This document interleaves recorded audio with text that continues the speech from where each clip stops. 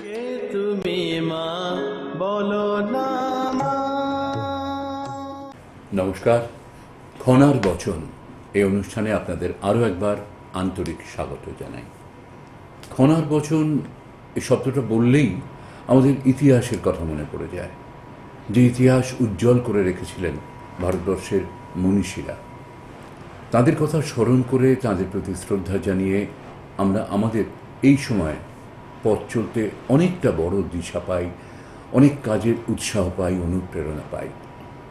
খনা নামটার সঙ্গে জড়িয়ে রয়েছেন এমন একজন মহীয়সী নারী, যিনি তার জীবদ্দশাতে কিংবদন্তি হয়ে উঠেছিলেন এবং মুখ দিয়ে তার যা বেরোতো, তার গভীর অনুভব, তার অনুধাবন শক্তি তাকে একটা অন্য মাত্রা দিয়েছিল।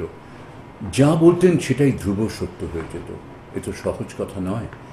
এগুলো আমরা গল্পে পড়েছি, ইতিহাসের পাতায় পড়েছি, এ নিয়ে নানা রকম কাহিনীর সন্ধান আমরা পাই। আর এই সময়, ঠিক যে সময় আমরা এখন রয়েছি, আমাদের এই সময় আমরা আমাদের মধ্যে পেয়েছি খনা মাকে। তাকে নিয়েই আমাদের এই অনুষ্ঠান খনার বচন। খনার ভিটায় জন্ম তার। ইনি ভারতের অলঙ্কার, অন্তরে সন্ন্যাসিনী, এই বাংলার তথা জগতের জ্যোতিষ জননী।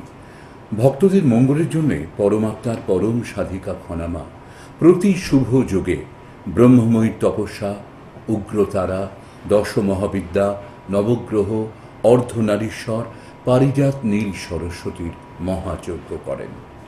দেশে বিদেশে ভক্ত যার অসংখ্য অগণিত, যার যোগ তন্ত্রের ক্রিয়ায় ভক্তরা সব উপকৃত। দীর্ঘকাল তাদের জীবনে অসাধ্য সাধন করে চলেছেন তিনি। তন্ত্র, যোগ, জ্যোতিষে যিনি চিরদিন পারদর্শী, তিনি আমাদের খনা। একমাত্র পরমাত্মার পরম সাধিকা খনামা তার গুরু মহাযোগী চৈরঙ্গ স্বামীর কৃপায় মানব কল্যাণের জন্য স্বমহিমায় জলে ভেসে তপস্যা করেন এবং তার এই শক্তি বলে বসুন্ধরার তপস্যার মাধ্যমে বাস্তু সংক্রান্ত সমস্ত সমস্যার অত্যন্ত দ্রুত সমাধান করেন। গুরু স্বপ্নদেশ অনুসারে সকল ভক্তের সাহায্যে তিনি গড়ে তুলেছেন তার দিগদর্শন। খনার বচন, মা বাবা ভগবান, মনে রেখো সকল সন্তান। এটা যদি আমরা সবসময় মনে রাখি, আমাদের কিন্তু এই যে গুরু কৃপা পাওয়া, গুরুর আশীর্বাদ পাওয়া, এটা একদম বলে না চ্যারিটি বিগিনস অ্যাট হোম, ঘরে বসেই হয়ে যায়। সত্যি সত্যি মাকে বাবাকে আমরা যদি গুরু জ্ঞানে পুজো করি, তাহলে আমরা শ্রদ্ধাশীল হওয়ার শিক্ষাটা পেয়ে যাব একেবারে ছোটোবেলা থেকেই, ঘর থেকেই। তখন আমরা বাইরের জগতেও সত্যিই যারা শ্রদ্ধাভাজন, যারা সম্মানীয়, তাদের কাছে গিয়েও স্বেচ্ছায় স্বতঃস্ফূর্তভাবে নত হতে পারবো। একটা কথা বলে, বড় যদি হতে চাও ছোট হও। তবে সেই ছোট হওয়া অর্থাৎ অন্যভাবে ছোট হওয়া নয়। আমি যদি তাকে আমার শ্রদ্ধার আসনে বসাই, যিনি সত্যিকারের শ্রদ্ধার মানুষ, তাহলে আমরা পাবো সেই পরমের সন্ধান তার মধ্যে দিয়ে, যিনি হয়তো আমার জীবনের দিগদর্শক হয়ে, গুরু হয়ে আমার সামনে এসে দাঁড়াবেন। আজকেও খনামা ওদের অনুষ্ঠানে আপনাদের সকলের হয়ে আমি খনামাকে স্বাগত জানাই খনার বচন অনুষ্ঠানে। একদম তোমাদের সকলের জন্য প্রাণ ভরা ভালোবাসা নিয়ে আমার এখানে চলে আসা। উদ্দেশ্য একটাই, জেনে রাখো সবাই, আমরা সবাই মিলে ভালো থাকতে চাই সর্বদাই। সর্বদাই সবাই মিলে ভালো থাকাটাই ভালো থাকা হয়। একা ভালো থাকা নয়।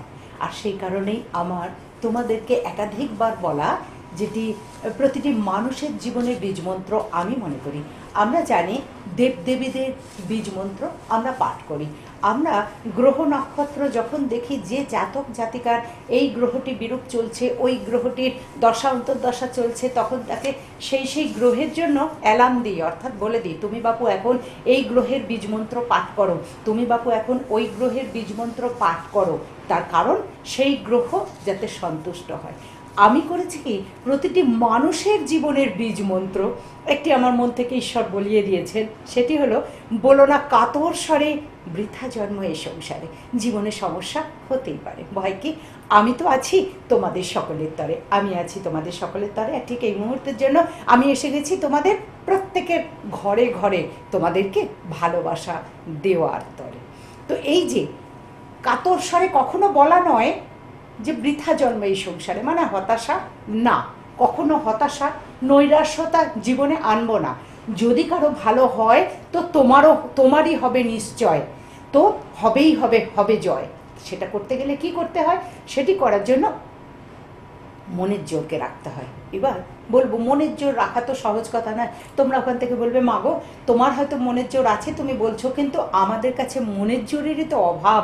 আমরা কি করে সেটিকে অতিক্রান্ত করব, কেমন করে মনের জোর করব? কিংবা তুমি মাতা কিংবা পিতা, তুমি তোমার সন্তানদের জন্য, মেয়ে বা ছেলের জন্য ভাবছো যে আমাদের তো আছে, কিন্তু তাদের তো মনের জোর পাচ্ছি না, তারা তো মনের জোর পাচ্ছে না, তাদের জন্য কি করা যায়? তার জন্যই তো তোমরা এই অনুষ্ঠানটা দেখছো।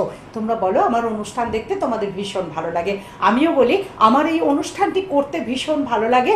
আর আমার সঙ্গে যিনি রয়েছেন তিনিও এই অনুষ্ঠান করতে ভীষণ প্রিয়। শতেক কাজ, নানান কাজ পাওয়া যায় না ওনাকে, তবু উনি এই অনুষ্ঠানের জন্য বড়ই আগ্রহী। ভীষণভাবে বলেন যে খনার বচন অনুষ্ঠানে আমি অবশ্যই থাকবো, অবশ্যই সময় বার করে নেব। এই যে পরস্পরকে ভালোবাসা, অনুষ্ঠানকে ভালোবাসা এবং তোমাদেরকে ভালোবাসা, এই নিয়েই আমাদের জীবন, এর জন্যই আমাদের একত্রিত হয়ে তোমাদের কাছে আসা। তার কারণ এটাই, উদ্দেশ্য একটাই, জেনে রাখো সবাই, সেটি হলো সকলের ভালো করা, সকলের মঙ্গল করা। তাই এসো আমরা আজকের থেকে, এই মুহূর্ত থেকে প্রতিজ্ঞাবদ্ধ হই আমরা সবাই যেন ভালো থাকি। তুমি হয়তো ভাবছো, তুমি অনেকেই ভাবছো যে কি করে ভালো থাকবো, আমি ভালো আছি, আমার পিতামাতা তো ভালো নেই, কিংবা আমার সন্তানেরা তো ভালো নেই, কিংবা আমার স্বামী বা আমার পরিবারবর্গ, আমার ভাই ভ্রাতা এবং পিতামাতা, তাদের কথা যেই ভাবি তখনই শিউরে উঠি, মনে হয় তারা তো ভালো নেই, কি করে ভালো থাকবো। দেখো আমরা এখন জ্যোতিষ ছকটি যখনই করি, গণনা যখনই করি, তখনই দেখতে পাই, বুঝতে পাই যে ভালো থাকার বিষয় নিয়েই কথা হচ্ছে আমাদের এখন, সেই বিষয় নিয়ে আলোচনা করি। সেটি হচ্ছে যে আমরা দেখতে পাচ্ছি, জানতে পেরেছি যাদের এখন বৃশ্চিক রাশি, যে সমস্ত জাতক জাতিকাদের ধনু রাশি, ধনু লগ্ন, বৃশ্চিক রাশি, বৃশ্চিক লগ্ন, অথবা মকর রাশি, মকর লগ্ন, সমস্যা হচ্ছে তাদেরকে নিয়ে প্রচণ্ড সমস্যা, নানান রকম সমস্যা। ভয় পাবার নয়, ভয় থেকে সারাবার জন্য। আমরা কোনো অসুস্থ ব্যক্তিকে যখন দেখি, আগে কার নাম হয়? ডাক্তারবাবুর নাম হয়। এই অসুস্থ হয়েছে, শরীর খারাপ হয়েছে, ডাক্তারকে খবর দাও, ডাক্তারবাবুকে খবর দাও, ডাক্তারবাবুর কাছে নিয়ে যাও, ডাক্তারখানায় নিয়ে যাও, হসপিটালে নিয়ে যাও, নার্সিংহোমে নিয়ে যাও। অর্থাৎ একটি সুস্থ হওয়ার কেন্দ্র সন্ধান আমরা খুঁজি, যার যেখানে যত বড় পাওয়ারফুল কেন্দ্রটি জানা আছে, সে তার নামটি করে, সেখানে ফোন করে, যোগাযোগ করে, রোগীকে, অসুস্থকে সুস্থ করার বিরাট কেন্দ্র রয়েছে। তাহলে আমরা এগুলোর জন্য জেনেছি, শরীরটাকে সুস্থ করার জন্য। এবার আমাদের কি দরকার? মনটাকে জোর করার জন্য, ভাগ্যটার পরিবর্তন করার জন্য। তার জন্য কিছু কেন্দ্র দরকার। সেই কেন্দ্রের বোধহয় সন্ধান তোমরা পেয়েছো বলে আজকের এই অনুষ্ঠানটি তোমরা দেখছো। তাহলে এই অনুষ্ঠানটি দেখে যদি আমি কিছুটা তোমাদেরকে এর থেকে পরিত্রাণ করতে পারি, তাহলে আমি জানবো আমার এই পৃথিবীতে এই ধরাধামে ধরা দেওয়াটা সার্থক হয়েছে। তোমাদের জন্যই আমার আশা, তোমাদেরকেই ভালোবাসা। তো সেই কারণেই আমার বলা, যাদের এগুলো চলছে, ওই সাড়ে সাথীর ভয়, সাড়ে সাথীর দোষ চলছে, এসব বলি না। সাড়ে সাথীর যোগ, দোষ নয়, সাড়ে সাথীর যোগ চলছে। তো এই সাড়ে সাথীর যোগ থেকে তাকে কি করে কতটা পরিত্রাণ করা যায়, সেই পরিত্রাণের জন্য, যেমন হয় না, আমরা ডাক্তারবাবুকে দেখালাম, তারপর ডাক্তারবাবু বলে দিলেন তার নির্দেশ মতন তাকে, রোগীকে কারোর মাথা ধুইয়ে দাও, স্পঞ্জ করো, বা মাথায় জলপট্টি দাও ইত্যাদি, বা অন্যান্য শরীর খারাপ হলে গা হাত পা একটু ম্যাসেজ করো ইত্যাদি, নানান রকম বিভিন্ন রকম নিয়মাবলী তারা বলে দেন, আমরা সেই মতন পথ চলি। তো আমিও সেইগুলোই বলে দিচ্ছি, যাদের এখন শনি সাড়ে সাথে চলছে, যাদের রাশিতে, লগ্নতে, উভয়তেই শনি সাড়ে সাথে চলছে, তাদের নানান রকম ডিস্টার্ব আসছে, কিন্তু আমি তো আছি তোমাদের সাথে, আমি তো আর কেউ না, আমি তোমাদের মায়ের কাজ কি? সন্তানকে সম্পূর্ণভাবে সুস্থ রাখা। সেই কারণে বলা যে শনির সাড়ে সাথে মানে একটু অসুস্থ হওয়ার ভয় থাকে, একটু শরীরে আঘাত লাগা, চোট লাগার সম্ভাবনা থাকে, একটু পিতামাতা অসুস্থ হওয়ার সম্ভাবনা থাকে, একটু আপনজনদের শরীর খারাপ এরকম, বা আর্থিক সমস্যা, কর্মের জায়গার সমস্যা, এই সবগুলো সমস্যা দেখা যায়। তো যখন জানতে পেরে গেছি যে এই সমস্যা দেখা দেয় নানাবিধ, হয়তো পারিবারিক দিক থেকে ঝুট ঝামেলাটা যা ছিল তার থেকে দ্বিগুণ ত্রিগুণ বেড়ে যাচ্ছে ইত্যাদি, তার জন্য এক একটি প্রোগ্রাম দিনে দিনে যখন যখন আমার যে প্রোগ্রামগুলো অনুষ্ঠানগুলো হবে সেই প্রোগ্রামগুলো তোমরা দেখতে থাকবে। একদিনে তো সবটা বলার সময় পাবো না, তো এক দিনে এক এক রকমভাবে আমি তোমাদেরকে বাধা বিঘ্ন, হয়তো বা বিবাহের সব ঠিক রয়েছে এরকমও হয়, সেই বিবাহটি কেটে গেল, শনি সাড়ে সাথে চলছে বলে। তো আমি এই নিয়ে প্রসঙ্গ আসতে চাইছিলাম, তুমি বলছিলে যে ভালোবাসার কথা, যে আমাদের এই অনুষ্ঠানটা মানে আমরা যে করছি সকলে একটা ভালোবাসার টানে আবদ্ধ আছি, আর আমরা সকলে মিলে ভালো থাকতে চাই। এই যে মানুষ এক থেকে বহু হলো, একটি পরিবার থেকে আরো অনেক পরিবারের সঙ্গে তার সংযোগ ঘটলো, সেখানে বিবাহ কিন্তু একটা খুব বড় ভূমিকা। একেবারে অজানা অচেনা একটি পরিবার, দুটি পরিবার, তাদের মধ্যে কোথাও একটা যোগসূত্র স্থাপন হলো এবং তাদের মানে এই পরিবারের সঙ্গে আরো যত পরিবার জড়িয়ে রয়েছে, এই পরিবারের সঙ্গে যত পরিবার, একটা অনেক বড় পরিবারে যেন তাদের পরিণত হয়ে গেল। ভীষণ ভাববার বিষয়, ভালো লাগবার বিষয়। হ্যাঁ, মানে কেন্দ্রে রয়েছে একজন পুরুষ, একজন নারী, তাকে কেন্দ্র করে কিন্তু এতগুলো মানুষের সঙ্গে নতুন করে আলাপ পরিচয়, বন্ধুত্ব, আত্মীয়তা, একটা বন্ধনে তারা জড়িয়ে গেল। কিন্তু অনেক ক্ষেত্রে বড় অনুষ্ঠান, একাধিকবার তাদেরকে ঘিরে অনুষ্ঠান, সবাই মিলে দেখা হওয়া, আবার সবটাই সেই ভালোবাসার বন্ধনে জড়িয়ে পড়া। তার মুখ্য জায়গায় কিন্তু একটি পুরুষের সঙ্গে আর একটি নারীর ভালোবাসা, সেটাই তাদের কেন্দ্রে রয়েছে, তার থেকে বিস্তৃত হয়েছে বহু দিকে। কিন্তু অনেক ক্ষেত্রে দেখা যায় কোনো মানুষের, সেটা পুরুষ হতে পারে, নারী হতে পারে, আপনারা দেখেছেন যে তাদের কোথাও মানে একটা মানে ঠিক মতো যেন বিয়েটা ঘটছে না, হচ্ছে না, কোথাও একটা গিয়ে বাধা লাগছে, বা হলেও যোগাযোগটা ঠিক হচ্ছে না, মানে পেলেও মনের মতো হচ্ছে না। এবং এই যে ফারাকটা, এটার জন্য পর মনে হয় যে এত সমস্যা কেন বাবা, বিয়ে নিয়ে এত সমস্যা কেন, এরকম মনে হয়। এটা হয়ই বা কেন, আর তার থেকে প্রতিবিধানের রাস্তাই বা কি? আসবো সেই কথা। আগে আমি একটুখানি ছিলাম মনের জোরের কথাটা, ওইটা একটু বলে নিই, কারণ মনের জোরটা সর্বোপরি দরকার। কখন কার থেকে দরকার জানো? একদম একটি শিশু কথা বলতে শিখেছে, হাঁটি পা, আলতো আলতো পায়ে, আদো আদো পায়ে চলতে শিখেছে, তখন থেকে তার মনের একটা ভিত তৈরি করে দেওয়া আমাদের দায়িত্ব, আমাদের কর্তব্য, বড়দের, পিতামাতা এবং অভিভাবকদের কর্তব্য।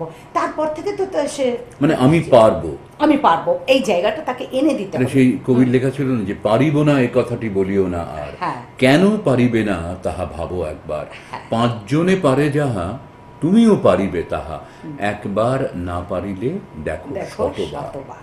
চেষ্টা করতে করতেই তো পারফেকশন। উইল পাওয়ারের বীজ মন্ত্র এই কবিতাটি, এই কথাগুলো উইল পাওয়ারের বীজ মন্ত্র একদম। আর এগুলো লুপ্তপ্রায় হয়ে গেছে, এগুলো মানুষ আর এসব নিয়ে আলোচনা করছে না, এসব কবিতা পাঠ করছে না, এসব কবিতা নিয়ে, যে কারণে হতাশাটা আসছে, যে কারণে আমার বোধহয় হলো না, নৈরাশ্যতা, মানুষ এত কষ্ট পাচ্ছে, বিশেষ করে অল্প বয়সী ছেলে মেয়েরা এত নৈরাশ্যতায় ভুগছে, তাদের জন্য আমার বড্ড ভাবনা হয়। তো যে কথায় ছিলাম যে সাড়ে সাথী, যাদের এই সাড়ে সাথীর আওতায় রয়েছে বা আড়াইয়া চলছে, তাদের জন্য আমার বলা, প্রত্যেক পিতামাতা শুনে রাখো, লিখে রাখো।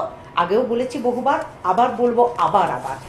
এই যে বলবো আমি প্রতিবার, যাতে সকলের হয় সঠিক প্রতিকার, সেই প্রতিকারের জন্য বলা যে ওম সত্যম শিবম সুন্দরম না আত্মা বলহীনেন লব্ধ। ওম সত্যম শিবম সুন্দরম না আত্মা বলহীনেন লব্ধ। ওম সত্যম শিবম সুন্দরম না আত্মা বলহীনেন লব্ধ। আত্মবল চাই প্রত্যেকের জন্য বলা, বারে বারে বলা। এই মন্ত্রটি প্রত্যেকটি, যে সমস্ত ছেলেমেয়েরা ভীষণভাবে কষ্ট পাচ্ছে, যাদের মনের জোর নষ্ট হয়ে যাচ্ছে, তাদের জন্য বলা। সুন্দরভাবে স্নান করবে প্রতিদিন, দেখবে যাদের মনোবল কম হয়ে যায় তারা প্রতিদিন স্নান করতে চায় না, এটা একটা এফেক্ট। এটা পিতামাতারা এগুলো ফলো করবে। স্নান না করাটা মনোবল হ্রাস পাওয়ার লক্ষণ, কারণ স্নানের পরে ডবল মনোবল বেড়ে যায়। কেউ হয়তো কোথাও বেরোবে না, আজকে আর বেরোবো না, বেরোতে পারছি না, বুঝলে, পিতামাতাকে বললো, স্ত্রীকে বললো, স্বামীকে বললো ইত্যাদি, তাকে বলো তুমি একটু ভালো করে স্নান করো, তোমায় বেরোতে হবে না কোথাও, তুমি একটু ভালো করে স্নান করো। স্নান করার পরেই সে ওয়াশরুম থেকে বেরিয়ে এসে বলবে না আজকে বেরোই, জানো পারবো, বেরিয়ে যেতে পারবো। তাহলে এই উইল পাওয়ারটা কে দিল?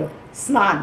স্নানের এরকম মানে শরীরের একটা শুদ্ধিকরণ, আর একটা অন্য মানুষ, মানে আমার যা ক্লেদ, যা মলিনতা আমাকে ঘিরে ছিল, যেটা আমাকে হঠাৎ কেটে গেল, সব গ্লানি চলে গেল। সেই গ্লানি চলে যাওয়ার পরেই তার একটা উইল পাওয়ার হলো। ছেলে মেয়ে কলেজ যেতে চাইছে না, স্কুল যেতে চাইছে না, তাদেরকে বললো ঠিক আছে, জোর করবে না, চাপ দেবে না, তাদেরকে বলো যে ঠিক আছে যেতে হবে না, তুই আগে স্নানটা করে নিয়ে দুটো খাবার খা, খেয়ে রেস্ট কর, তুই যেতে চাইছিস না আজকে যেতে হবে না। দেখবে স্নানের পর তার মাইন্ড পরিবর্তন হয়ে যাবে। স্নানের এমন মহিমা আছে, স্নানেতে মনের গ্লানি, শরীরের গ্লানি দূর করে দেয়। এই স্নানের পর যার জন্য আমাদের বিধি নিয়মে আছে পুজো করার আগে স্নান করে নাও। হ্যাঁ, স্নানটা করতে হবে, স্নানের একটা মহিমা। স্নানের পর তুমি পুজো করো, সেই কারণে স্নানের পর তাকে বলবে হাত জোর করে করো। যদি শিব ঠাকুরকে 3 বার অন্তত জল দিয়ে শিবের মাথায় দুধ আর জল শিব ঠাকুরের মাথায় দিয়ে ওম নমঃ শিবায় নমঃ, ওম নমঃ শিবায় নমঃ, ওম নমঃ শিবায় নমঃ বলে, এটা তো অতীব উত্তম, অতি ভালো কথা। সেটা করার পর হাত জোর করে এমনি করে করগুনে একটুখানি ওম সত্যম শিবম সুন্দরম না আত্মা বলহীনে ন লভ্য, ওম সত্যম শিবম সুন্দরম না আত্মা বলহীনে ন লভ্য, এই মন্ত্রটি 11 বার পাঠ করবে। না পারলে যদি খুব অধৈর্য হয় প্রথম শুরু করবে 3 বার থেকে, করে নিয়ে আস্তে আস্তে 11 বার, পারলে 28 বার, যারা 108 বার করো অতি উত্তম, তারা এই মন্ত্রের একটা কর্ণধার হয়ে যাবে। অর্থাৎ তারা আবার অন্য কারোকে এই মন্ত্রটা দেওয়ার শক্তিশালী হবে যদি এই মন্ত্রটি তোমরা কতবার? 108 বার। 108 বার যদি অধিকারী হয়ে যাবে, একদম অধিকারী হয়ে যাবে, ভীষণ ভীষণভাবে তোমরা পাওয়ারফুল হয়ে যাবে। তুমি কারুকে বলবে, তোমার কথা সে শুনবে, সে মন্ত্রটি করবে। শুরু করো না 3 বার কিংবা 11 বার থেকে শুরু করো, তারপর বাড়াতে থাকো। এই মন্ত্রটি উইল পাওয়ার দেবে, তোমার সন্তানের উইল পাওয়ার, তোমার স্বামীর, তোমার স্ত্রীর, তোমার পিতামাতার, তোমার ভ্রাতা ভগিনীর, সকল আপনজন প্রিয়জন উইল পাওয়ার পাবে যদি এই মন্ত্রটি করো। এই মন্ত্রটি কিন্তু স্বামীজি করতেন। না আত্মা বলহীনে ন লভ্য, আত্মবল চাই, আত্মবল ছাড়া কোনো কাজ করা সম্ভব না। আত্মবল দাও হে ঈশ্বর, হে শিব ঠাকুর, আমাকে জোর দাও, আমাকে আত্মবল দাও। তাই সবাই মিলে এই মন্ত্রটি পাঠ করো প্রত্যেকের জন্য। তুমি যখন স্বামীজির কথাই বললে, স্বামীজিও কিন্তু একটা পরিষ্কার কথা বলছেন যে থিঙ্ক পজিটিভ। তুমি যদি পজিটিভ ভাবনা ভাবো, তোমার জীবনে সবকিছু পজিটিভ ঘটবে। হবে না বলো না, ভাববো তাহলে গেল, সেটা গেল। হবে না বলো না, যদি কারো হয় তোমারই হবে নিশ্চয়। এটি হলো স্বামীজি, এটাই বলতে চাই। স্বামীজির কথা উঠলেই কিন্তু শিবের প্রসঙ্গ চলে আসেন। স্বামীজিও যখন অত দুরন্ত ছিলেন, তখন ভুবনেশ্বরী দেবী ওই অতি দ্রুত, মানে অত্যন্ত দুরন্ত ছেলেকে দ্রুত শান্ত করার জন্য মাথায় জল ঢালতেন আর ওম নমঃ শিবায়, ওম নমঃ শিবায়, মুহূর্তে সেই দুরন্তপনা ছুটে যেত। তাই তোমাদের এই নিয়মটা বলে দিলাম।